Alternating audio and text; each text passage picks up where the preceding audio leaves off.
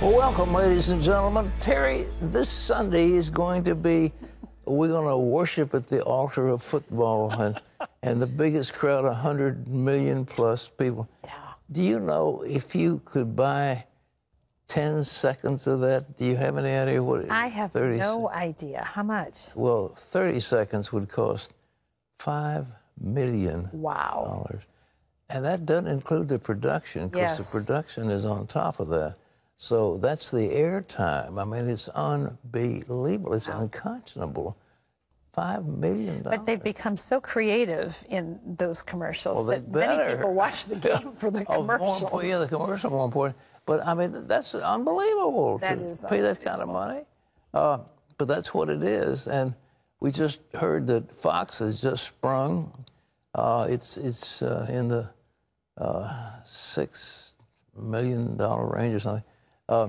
For the Thursday night game, just to have one game a week. They paid, it was like $660,000 for one game. Wow. Well, they'll get some viewership. You got to say that. I don't know how much that's. Well, they get something. But I mean, I thought football was losing its ratings, and lo and behold, well, the ratings are going down. The price tag's never been higher. Yeah, but I mean, they're paying big bucks. Well, anyhow, that's the way it is. Well, it's a political showdown over a classified intelligence memo.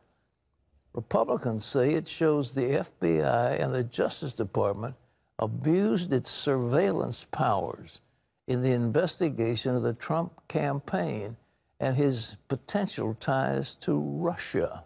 Well, the president and Republicans on the House Intelligence Committee want that memo released soon, but the FBI says it's concerned about the report's accuracy. Gary Lane has the story. The House Intelligence Committee, led by Chairman Devin Nunes, voted to release the classified 4-page Republican memo, but only after a review by the White House and FBI.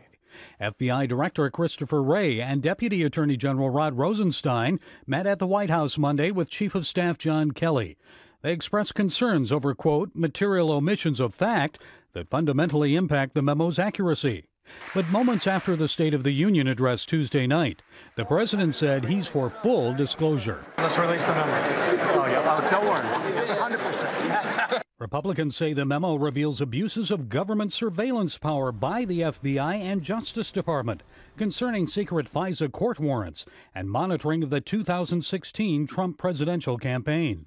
Anytime FBI and Justice Department officials need to conduct surveillance on a foreign national, they're required by law to get approval, a warrant from the FISA court, which is the Foreign Intelligence Surveillance Court. They have to show evidence that the warrant is needed. But questionable evidence may have been given to the FISA court for evidence to get a warrant involving surveillance of the Trump team. It was a dossier from a political group called Fusion GPS and former British intelligence agent Christopher Steele on Trump and Russia campaign collusion. Former FBI Director James Comey called the dossier salacious and unverified. Despite Comey's statement, some Trump administration officials and Republicans on Capitol Hill believe the dossier may have been presented to the FISA court to provide the basis for the government investigation of the Trump campaign and surveillance of Trump campaign meetings at the Trump Tower. Some congressional Republicans wrote the memo as a summary of intelligence information about the dossier. House Speaker Paul Ryan favors the memo's release. There may have been malfeasance by people at the FBI. So it is our job in conducting transparent oversight of the executive branch to get to the bottom of that. Republican Congressman Jim Jordan called the memo alarming, and Republican Representative Mark Meadows said it's troubling.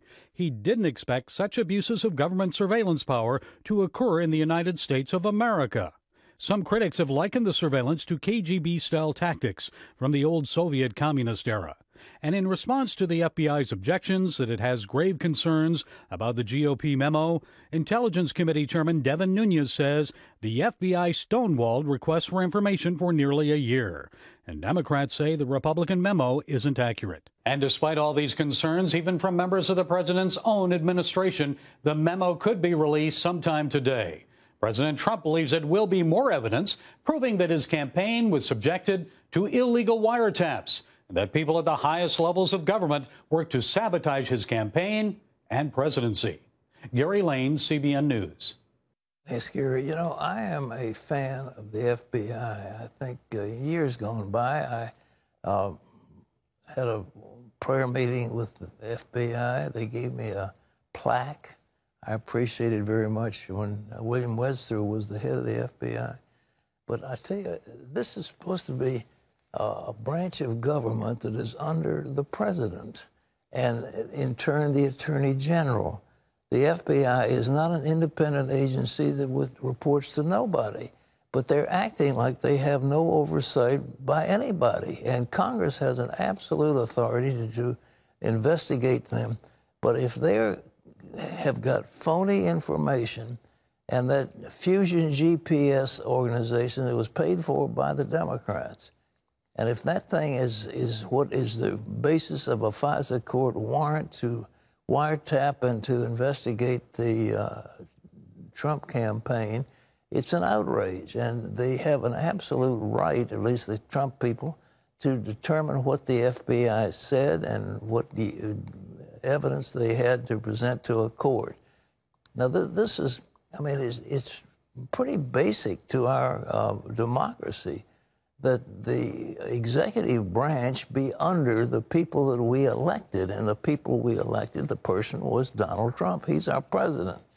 And he, in turn, can put people in charge.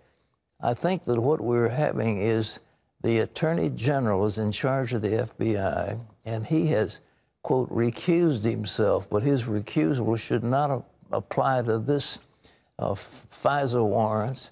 This whole matter is under the FBI, and he, in turn, under his jurisdiction. And I think the Attorney General has ill-served the president. And I think many, many people on the conservative side of the aisle have wondered at why Jeff Sessions has not gotten into this fray and stood up for his president. And he hasn't done it, and he should do it. And it's time he'd tell the FBI, you behave. The other thing I'd like to see, I think Ron Rosenstein should be fired. I think he should have been fired a long time ago. Let's imagine you're running a business, corporation. You're the CEO of the corporation. You have a vice president who, without telling you about it, decides he's going to hire one of your enemies and give him a position that he can't be fired from. Now, what would you do in a case like that? I mean, you'd fire that guy in a literally New York second. But that's what happened. Rosenstein set up that independent prosecutor without consulting the president, and he springs it on him like, oh, by the way, I've just hired your enemy, and you can't fire him. I mean, it's outrageous. And he should have been gone a long time ago, and Trump ought to fire him. I mean, just fire him. You know, he doesn't have to ask permission. He ought to do it. And I think the Attorney General, Jeff Sessions, has got to, you know, man up, as they say, and stop this business about I've recused. No, you haven't. Your recusal applied to something else, not this. Get with the program. And I mean, somebody's got to shake those guys up. But the FBI is not an independent organization. It reports to the Justice Department, who in turn reports to the President of the United States. That's the way our democracy works. Well, in other news, President Trump is traveling to West Virginia. He'll be getting together with Republican lawmakers to talk about the GOP agenda.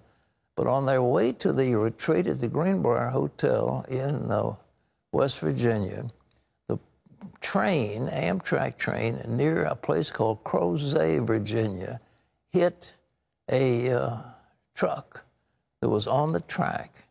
And it's been a tragedy, and Charlene Aaron has more details about that.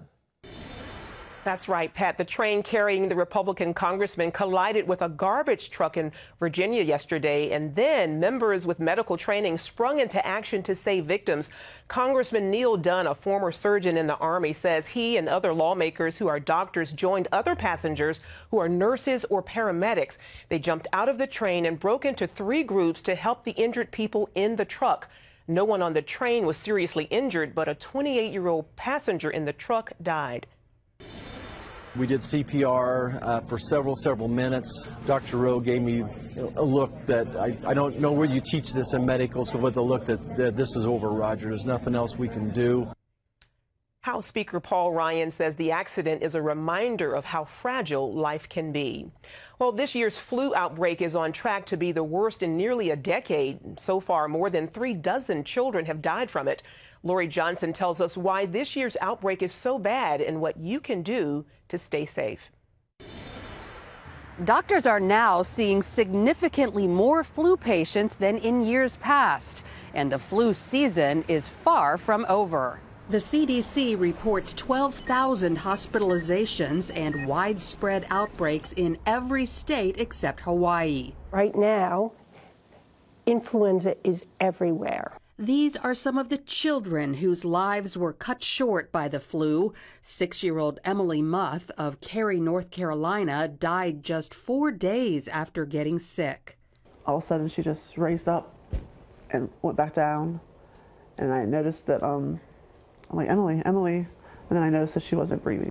The flu can turn into deadly sepsis, pneumonia, and heart problems. Adults are 6 times more likely to have a heart attack within a week after getting the flu.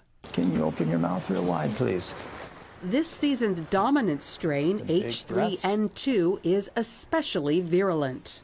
The types of symptoms we're seeing for the flu would be a dry cough, muscle aches, fevers, chills, sometimes a headache, sore throat. Usually a quick onset of these symptoms. Antiviral drugs can help if they're taken within 2 days of getting sick. This season's flu shot is only 30% effective at best, but doctors say it's still the best way to avoid the flu, and it's not too late to get one.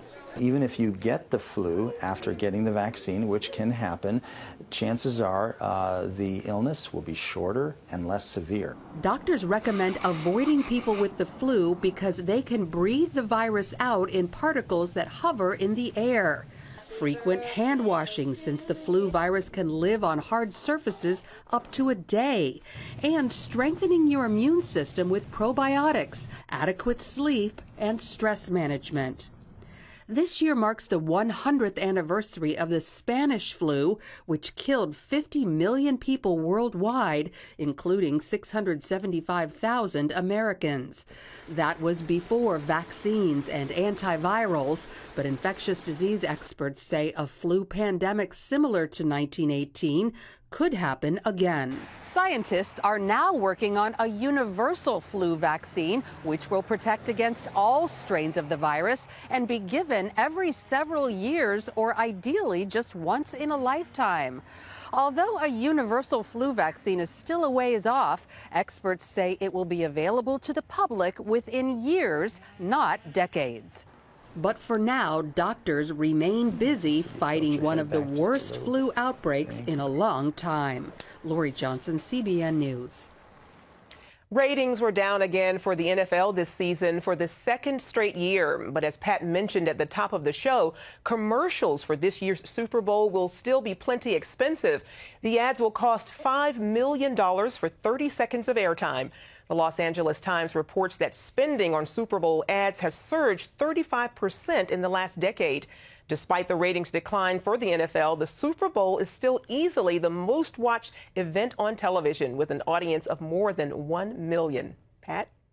Well, are you pulling for the Eagles or for the Patriots? Or do you have a choice since Green Bay's not in, in the end, I'm kind of pulling for the underdog. I think it would be really wonderful since, the New England has won so many times to see another team come in. Tom Brady has been an unbelievable He's an amazing athlete, but I'm with you. I think it's time for somebody to come up and I was at a luncheon that, some years ago over in England, I believe, and Robert Kraft and his wife were there, and he said, I've got this team, and here's a schedule. Would you like to go to one of the games? I thought, well, New England Patriots, who needs it? You thought that. If it's not the Cowboys, it's not the Redskins. I mean, who ever heard of these Patriots? And it was kind of like a new franchise, and they have dominated football, year after year after year.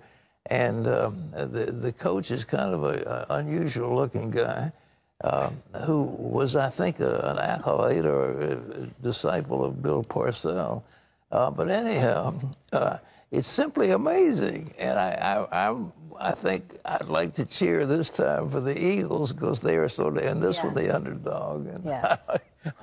But I'm sorry I turned Mr. Kraft down in those early days. I guess so. Maybe he'll give you His wife another was invitation. a lovely lady who was very strong for Israel.